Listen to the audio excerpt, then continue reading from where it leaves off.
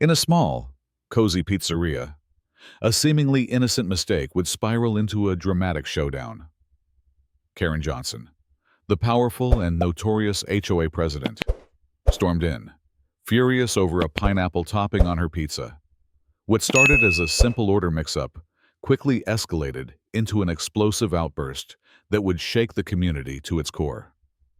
Witness the shocking events unfold as one woman's entitled rage leads to an arrest, a fall from grace, and a neighborhood's fight for justice.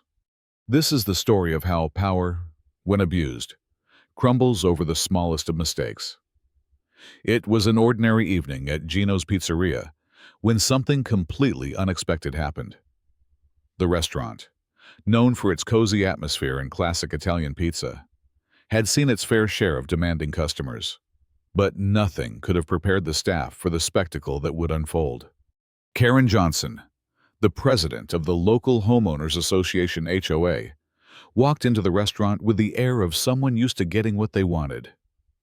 Her platinum blonde bob and designer sunglasses set the stage for what everyone already knew.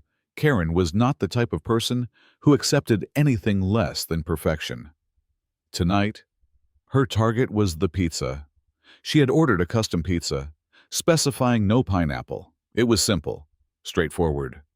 But when she received her order, it was a Hawaiian pizza, the most trivial of mistakes. To most, it would have been a simple fix, a quick apology, and a new pizza. But Karen wasn't most people. She stormed up to the counter, her heels clicking loudly against the tiled floor. Mike, the young manager who had been working the night shift, greeted her with a smile that quickly faded when he saw her face. "Excuse me." Karen's voice was sharp, cutting through the ambient noise of the pizzeria. "This is not what I ordered. I specifically asked for no pineapple. I demand a refund and compensation for my time." Mike's smile faltered, his hand still resting on the pizza box. He had dealt with difficult customers before, but this was different. Karen wasn't just upset about a pizza. She was furious, entitled in a way that left no room for reason.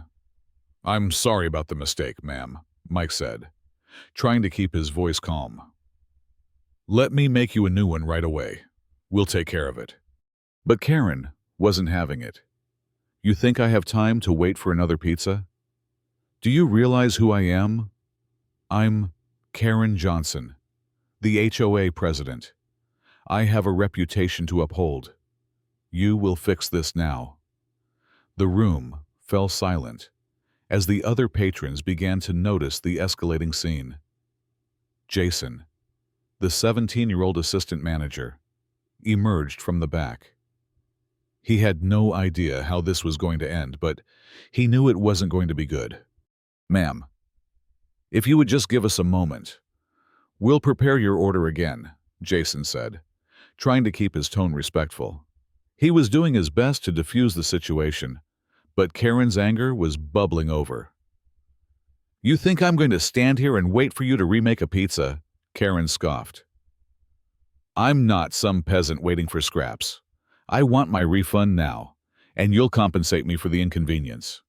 The tone of her voice, the way she spoke down to the staff, drew the eyes of everyone in the restaurant. Karen's entitlement was on full display, and it was clear that she wasn't about to back down. Then, in a fit of rage that no one expected, Karen grabbed the pizza, flung it open, and shoved it into Jason's chest. Sauce splattered. Cheese and pineapple smeared across his uniform, and the room went silent. Jason stood frozen for a moment, covered in pizza, his eyes wide with disbelief. Some patrons gasped, while others pulled out their phones, recording the chaos. Mike, stunned by Karen's complete disregard for anyone around her, rushed to Jason's side. But Karen, in a wild frenzy, stood her ground. "You see this," she yelled. "You have ruined my evening. You'll pay for this." But it wasn't just Jason who was stunned. The entire restaurant had witnessed the moment, and it wasn't long before someone called the police. Officer Reynolds arrived within minutes, And as soon as he saw the situation, he knew what had happened. The footage from the customers' phones painted a clear picture of Karen's outburst, and it was enough for him to act. "Ma'am," Officer Reynolds said calmly, "you're being arrested for assault. This behavior is completely unacceptable." Karen stood there, incredulous. "What are you talking about? I am the HOA president. I can't be arrested over a pizza." But her position held no weight in the eyes of the law. Officer Reynolds, with the support of the witness statements and video evidence, placed her in handcuffs and escorted her out of the pizzeria. The once feared community leader was now being led away like a common criminal. The fallout was swift. The local news picked up the story, and soon, the footage of Karen's tantrum went viral. People couldn't believe what they were seeing. How could the woman who ran the HOA, an organization that had made life difficult for so many residents, have such a meltdown over something so trivial? In court, Karen's behavior was further exposed. She had no defense, no excuses. The judge handed down a conviction for misdemeanor assault.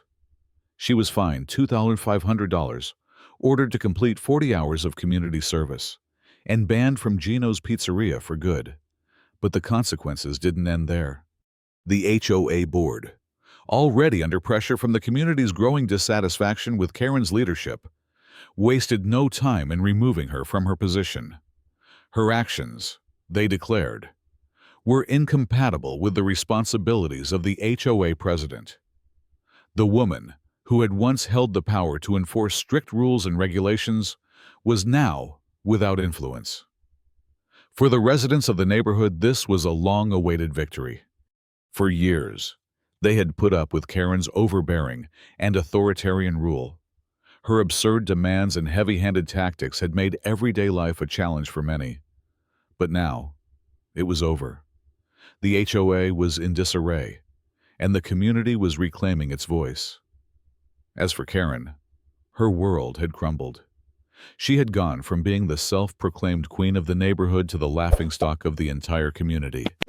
The downfall, all because of a pineapple pizza, seemed absurd. Yet it was a fitting end to someone who had abused their power for far too long. In the weeks that followed, the neighborhood began to rebuild. New leadership emerged, and the community started to feel a sense of unity that had been missing for years. No longer were they under the oppressive rule of a woman who saw herself as above reproach. The residents found their voices, and the HOA, once a source of tension and frustration, was transformed into a more balanced, community-oriented organization. And as for Gino's Pizzeria, it became a symbol of resistance. A place where the community came together, not just to enjoy a meal, but to celebrate the small victories that made life worth living. For Karen, the lesson was clear. Power, when abused, always crumbles. And sometimes, the smallest of actions, a simple pizza topping, can bring it all down.